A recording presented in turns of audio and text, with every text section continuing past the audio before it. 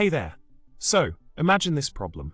In Windows 10 with Office 2016, you're eagerly trying to open those clickable HTTP links in Outlook, only to be met with a frustrating error message saying something unexpected went wrong with this URL.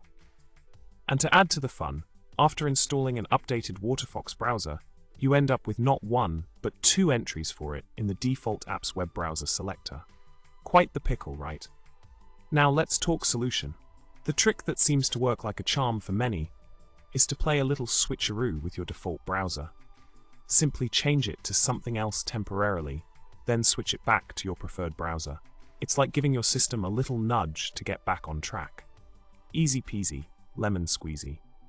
This workaround has been a game changer for quite a few folks facing the same hiccup.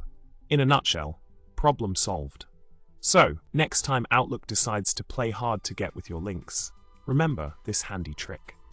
And if you found this tip helpful, why not show some love by hitting the like button, subscribing for more tech hacks, and dropping a comment below.